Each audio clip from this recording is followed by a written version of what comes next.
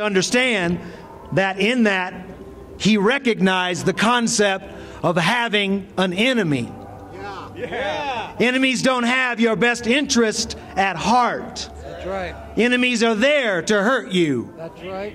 Enemies don't care about you. They only care about themselves. That's the whole point about being an enemy. They're there to kill you and to take your property.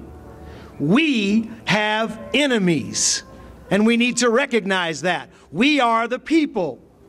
So when we come out here in our representative capacity as the people, we're not treated like other kings and queens. In other countries, when kings and queens come out, the bureaucracy genuflect. When the kings and queens come out here, they get hit with a nightstick. We need to understand that when we come out here, we hold the sovereignty in our blood. The bricks don't hold the sovereignty. The people behind the desk in this building don't hold the sovereignty. You hold the sovereignty. Now that's the law. That's not what we want the law to be. That's not what we hope the law to be. That is the present state of the law. You hold the sovereignty. Now that doesn't mean that because of that you have individual rights or that you have individual needs. That means that you have duty. You have responsibility. So when you come out here, you got to remember your duty as a sovereign and your responsibility as a sovereign. Enemy number one is the sold out politician that we're hearing about on 60 Minutes. We're standing in the congressional district of Representative Diana DeGette. 3 years ago, she lobbied for, she supported, and she voted for an $800 billion bailout of these big banks and too large to fail entities like Domino's Pizza. She's since won 2 elections. She's your enemy. She sold you out. 85% of Denver. It was on KOA. It was on David Logan, for goodness sakes. Dave Logan confronted her with the statistics. 85% of Denver was against the bailout. She voted for it anyways. She doesn't care about you. She doesn't have your best interest at heart. But she's called entrenched power, and it's time for her to go. J.P. Morgan Chase is your enemy. Wells Fargo is your enemy.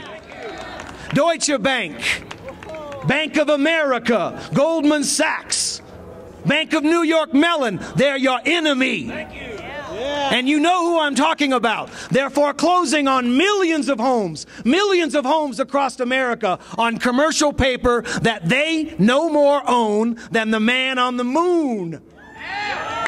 But the bureaucracy does not stop them, because the bureaucracy instinctively knows that all of their pensions are tied up in mortgage-backed securities. So they're letting our enemies roll on us.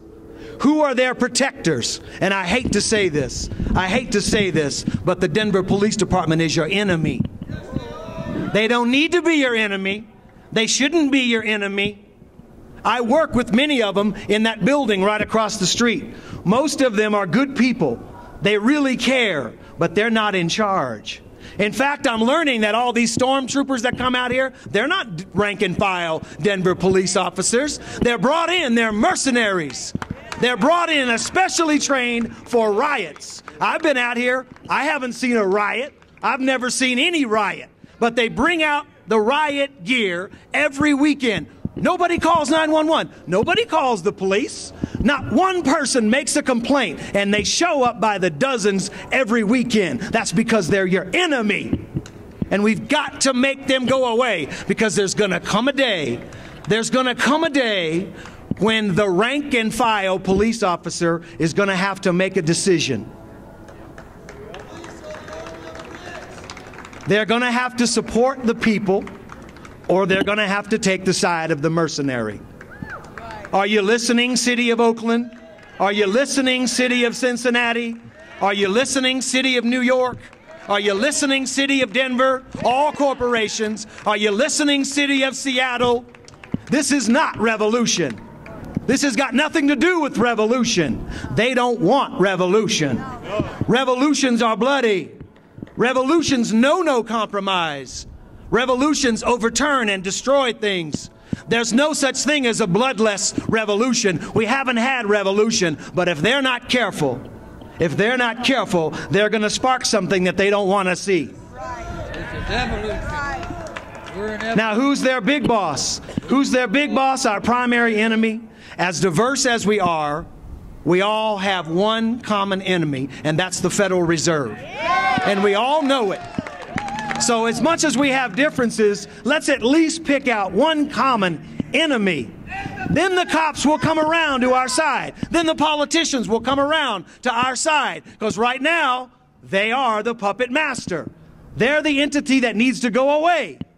And behind that entity, if you go behind the veil and up the ladder, you're going to find some European bankers.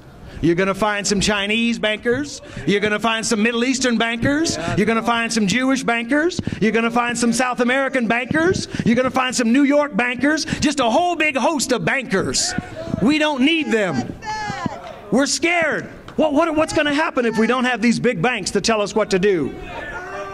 There are thousands of young women, thousands of young men that have advanced degrees in finance, economics, and business from Harvard and Yale. They're all ready to take their place.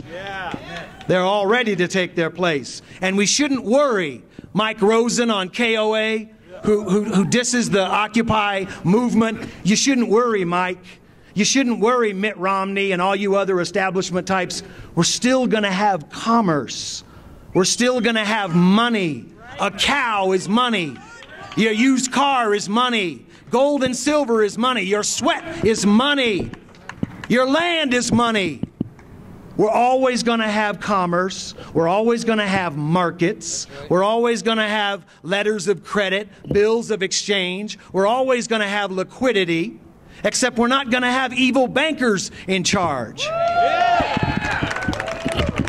Now, I know some of you want to at least research communism. I'm all for that. But you have to understand that the central bankers are the communists. And the communists are the central bankers. They're one and the same. So in the end, I think there's going to be one question, one overriding question, when these sold-out politicians and these banks and these phony law enforcement agencies that are not on the people's side, when they exit, when they go away, is it going to be peaceful or is it going to be violent? I don't care. It's up to them. It's gotta stop. It's up to them. Because Thomas Jefferson also said that the tree of liberty from time to time must be refreshed with the blood of patriots and tyrants. That's right. And so it's up to them. We love you, but it's time for you to go. Thank you.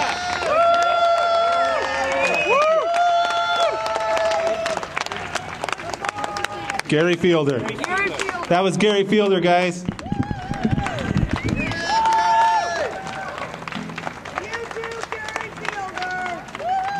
Excellent. We're just going to keep rocking on through the stack here. We got Michael here. Mike's up. Okay. Good, Michael. See you, buddy. Thank you.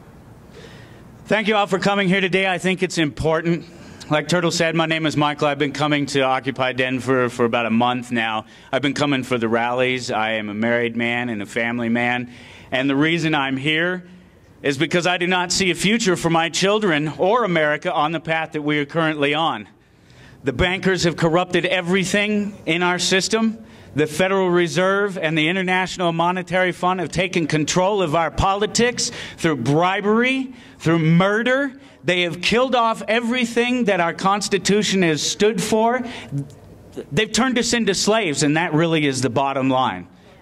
We are slaves to them. Everything that was said earlier about you looking at your birth certificate and your name being in capital letters is all true. These people own you from birth. The second your parents put the signature on on the birth certificate for you, you're one of them. You are a corporation doing business with them. They've created a complete fallacy for you to live by, and they make you stay in their system with it. And you need to educate yourself on our Constitution, because standing under the Constitution, the supreme law of the land, will eliminate all of these frauds. All of them. From the bankers, all of them.